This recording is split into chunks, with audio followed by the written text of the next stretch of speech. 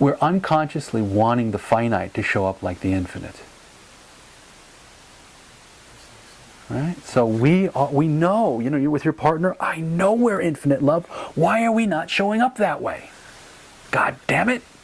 I know I am peace itself. Why do I get angry? I know that I'm love. I know that I'm trust. Why am I not being that way? And it's even a teaser, because if you do enough sadhana, you'll be that way for a little while, right? And then you won't be. And that makes it worse in a way, because you get hope that way, that the finite's going to finally show up like the infinite. I can just get it sattvic enough. If I could just get it, please. Just keep the kirtan going all the time. That's right. Just whatever it is. Yeah. And you can be quite refined in this. In other words, it doesn't even necessarily, the core wound can be felt on the edges of being a very saintly character. Like, I am, I'm not bothered by it, but I can see I still need to refine it further. It still needs to, like Bart was saying, it's not really ever going to be solved, but just get it so it's finally finished. And this unconscious comparing is what what the wound is. And actually, that's what the reaction is, actually. The wound itself is the paradox. We are both finite and infinite. And we are not consciously both finite and infinite. Initially, we're simply, society tells us we are finite. And we consciously be finite. And then we kind of unconsciously are infinite. And we might have ideas about it, or we might say, have childhood experiences. And then suddenly, we go, well, at some age, 10 or 20 or 40 or whatever, we go, I'm going to pursue those infinite experiences because I am infinite, and I'm going to become infinite, and I'm going to be infinite, and that's the real me. I'm really consciousness itself. I'm not this body. I'm not these limits. I'm not this. So again, now instead of just identifying with one piece, we're identifying with the other. So we make our bodies wrong subtly, or just a problem, or an obstacle, or something I have to make sure I don't identify with, our thoughts, our minds, our emotions, our desires, all of our humanness.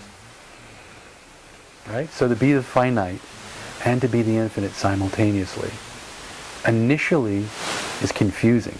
So what you're dropping into is pure confusion, because it doesn't make any sense logically. You really are infinite consciousness. You really are free. Totally and absolutely. You're totally untouched by all of this. You are absolutely not free. You are absolutely limited, continuously, moment by moment by moment. You exist only in relationship to conditions, which keep changing, so you're kind of helpless. I mean, this whole idea that there's no free will, that's a denial of the core wound. That's saying, see, forget the human experience of having will. It's false. You're deluded. It's God's hypnotism. You're being induced by Maya. So that's not really how it is. How it really is you've got no will, right? That's saying your human experience, which we all have, of having a will, is actually, you should not have your attention there. You should see through that. You should only see from the infinite perspective. And that's the real perspective, and the other one is just your suffering. Right? So that's the split. That was because we can definitely, through insight, have the understanding and go, that's it! Thank you! There's no free will, I'm free! Until 15 minutes from now, or an hour, or 2 hours, or 5 hours, and then boom, experience again of having a free will, of having to make a choice. Oh, there is no choice. Well, that's all good when you're in the groove. And when you're not in the groove, then it's time to, I'm wrong. This is wrong. This is delusion. So you could say that, what I'm talking about here is that both free will and no free will are true from different points of view or from different perspectives. They're both true.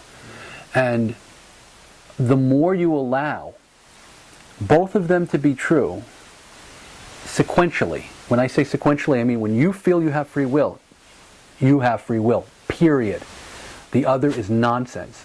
And when you feel you have no free will, and you see that clearly, then the other is nonsense, right? That's kind of how it is now, right? When you see that you have free will, isn't that your experience? That it's nonsense that you don't have free will? Of course I have free will. And then when you see clearly that you have no free will, you go, oh, the other's nonsense. Of course, how could I have a free will? So the thing to do now is, while I really see that there is no free will, to acknowledge that there also is.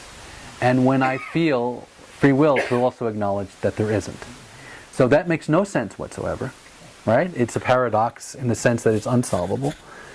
Both are true. And the more you allow for that, the more you actually begin to experience them simultaneously. And then there's really no paradox in the sense of a problem. It's just a given mystery that we are both finite and infinite. And that even the mind-created, thought-created personality is simply the manifestation of consciousness itself, and so can be nothing but consciousness. It's the nature, the relationship to it changes, and the nature of it changes because it becomes more conscious.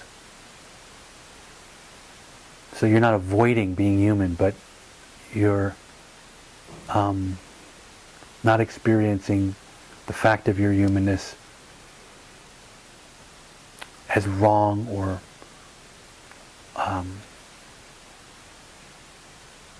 it's beautiful, actually. Our limitations are beautiful.